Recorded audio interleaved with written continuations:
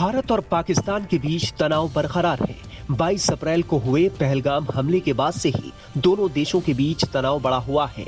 7 मई को भारत की तरफ से चलाए गए ऑपरेशन सिंदूर के बाद पाकिस्तान बौखला गया था और हमले की नाकाम कोशिश कर रहा था।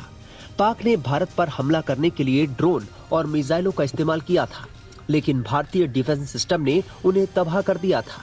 भारतीय सेना ने जवाबी कार्रवाई में पाकिस्तान के कई एयरबेसों को निशाना बनाया था। इसमें भारी नुकसान भी हुआ था।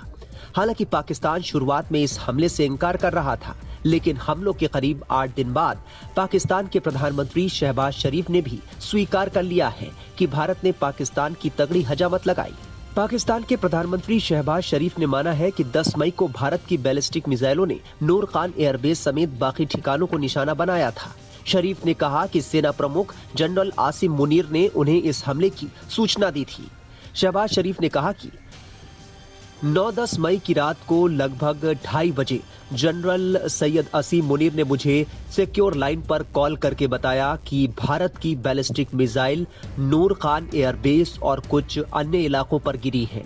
हमारी वायुसेना ने अपने देश को बचाने के लिए स्वदेशी तकनीक का इस्तेमाल किया और उन्होंने चीनी लड़ाकू विमानों पर आधुनिक गैजेट और तकनीक का भी इस्तेमाल किया। पाकिस्तान शुरुआत में दावा कर रहा था कि भारत के हमले में पाकिस्तान को किसी तरह का कोई नुकसान नहीं हुआ है। हालांकि इस नुकसान की तस्वीरें पूरी दुनिया ने देखी हैं। देर आए दुरुस्त आए, अगर देर भी एडमिट करने में देर कर रहा है पाकिस्तान तो कर रहा है। देखिए, सबसे पहले मैं तो आपको बता दूं रियलिटी क्या है। रियलिटी ये है, पाकिस्तान का प्राइम मिनिस्टर वही स्टेटमेंट बनाएगा जो आर्मी चीफ बोलेगा। अगर आर्मी चीफ बोलेगा ये नहीं बोलो तो वो नहीं बोलेगा, क्योंकि पाकिस्तान की आर्मी पाकिस्तान को रन करती है, प्राइम मिनिस्टर नहीं करता। दूसरी बात यह है कि अब वो एडमिट कर रहे हैं कि पाकिस्तान हमारे बेसिस पे, नूरगांव बेस पे, सरगोदा पे और बाकी बेसिस पे हमला किया है और हमारे कई बड़ा माल का नुकसान हुआ है, कंस्ट्रक्शन का नुकसान हुआ है, रनवेज का नुकसान हुआ है। किराना हिल्स में अटैक हुआ सरगोदा, वहां नुकसान हुआ। मानने लग गए हैं। क्यों मानने लग गए? क्योंकि उन्होंने जो गिड़गिड़ाए जो थे अमेरिका के पास कि संधि कराओ, संधि कराने के लिए दबाव यही था कि हम पे एयर अटैक हो रहा है। और उसके ऊपर से अब ये भी मान गए हैं कि हमारे जो चाइनीज जेट थे उसके ऊपर भारत ने एंगेज किया, उसके खिलाफ कार्रवाई करी अपनी होममेड एंड मॉडर्न टेक्नोलॉजी से। तो इसको जैसे उनके जितने भी जहाज थे उनको उनकी मिसाइल जो आई उनको किस तरीके से हमने नेगेट किया। MQ-9 जो भी है उनकी मिसाइल, कई मिसाइल आई उनको हमने नेगेट किया। जहाजों को क्या कहते हैं, उनके जहाज इतने एफिशिएंट नहीं प्रूव हुए J-17, J-20, J-10 वगैरह जितने की वो कहते हैं। तो चाइना को ये बहुत फिक्र हो गई है और इसीलिए ये भी अनुमान लगाया जा रहा है कि इसके पीछे चाइना का भी दबाव था कि पीस नेगोशिएशन की या उसकी सीज फायर के लिए बात की जाए, क्योंकि वो नहीं चाहते थे कि उनके इक्विपमेंट की इतनी बदनामी हो। देखिए, इसमें क्या होता है, जब आपका इक्विपमेंट अच्छी तरह परफॉर्म नहीं कर रहा, वर्ल्ड मार्केट में आपका ट्रेड गिर जाता है और उसमें प्रॉब्लम आती है। आपकी जो कंपनी है वो घबरा जाती है। बोइंग और एयरबस के बीच में यही प्रॉब्लम है। कहीं बोइंग की जो प्रॉब्लम रिपोर्ट होती है तो बोइंग कंपनी हिल जाती है और उस खबर को दबाने की कोशिश करती है। हर एक कंपनी अपने अपने प्रोडक्ट को करती है और चाइनीज प्रोडक्ट का नाम अगर बदनाम हो तो चाइनीज को भी फिक्र आएगी, सब कंट्रीज को फिक्र आती है, अमेरिका को फिक्र आएगी। तो ये भी एक रीजन था। चाइनी का प्रेशर भी था और बाकी गुहार उन्होंने लगाई थी अमेरिका को, उन्होंने जो गिड़गिड़ाए थे वो भी था। तो सम टोटल बात ये है कि पाकिस्तान ने कबूल कर लिया है कि जब प्राइम मिनिस्टर कबूल करता है तो मतलब दुनिया को प्राइम मिनिस्टर की आवाज और स्टेटमेंट ज्यादा पसंद होता है। तो उन्होंने कहा हाँ, अब पाकिस्तान मंजूर कर रहा है। इसका मतलब ये है हमारा जो अभियान है आत्मनिर्भर भारत, वो बिल्कुल सही और खरा उतर रहा है। भारत ने पाकिस्तान को महज कुछ ही घंटों के अंदर घुटनों पर लाकर रख दिया था। हालत ये हुई कि पाकिस्तान युद्ध न करने और शांति की अपील करने लगा।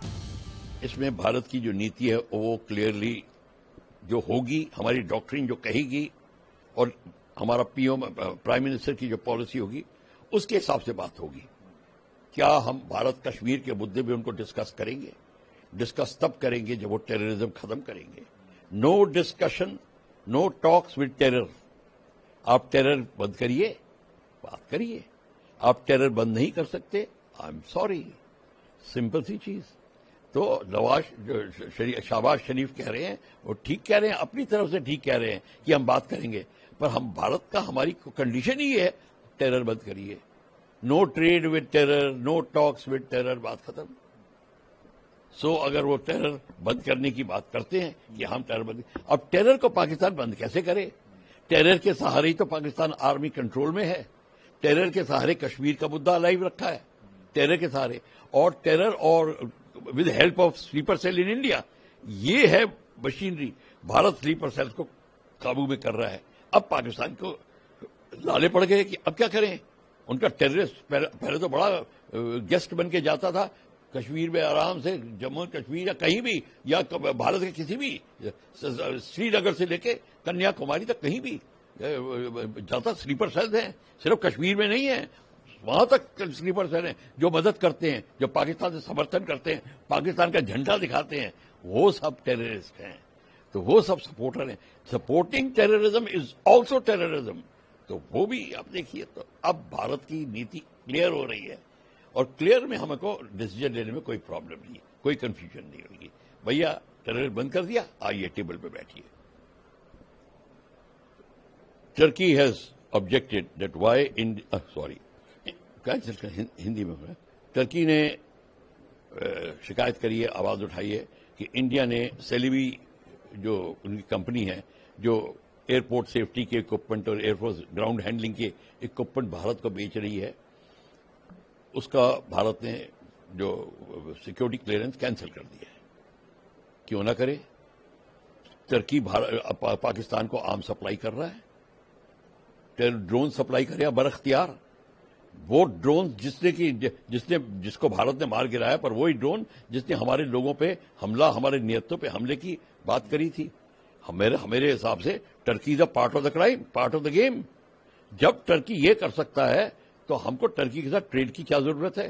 نو ٹیرر ود ٹریڈ پالیسی ہے آپ کی، تو کوئی ضرورت نہیں ہے. ہم نے بالکل ٹھیک کیا. ٹرکی کو سبق سیکھنا چاہیے کہ آپ یہ نہیں کر سکتے وہاں پہ اسلام کے نام پہ آپ، کیونکہ ٹرکی اسلام کا وہ خلیفہ بننا چاہتا ہے. وہ چاہتا ہے کہ ورلڈ میں اسلام باڈی میں وہ لیڈر بنے. اور پاکستان کا فیمس ہو چکا ہے کہ سب سے زیادہ مسلمانوں کو اگر مروایا ہے تو پاکستان آرمی نے مروایا مسلمان دیشوں میں جا کے.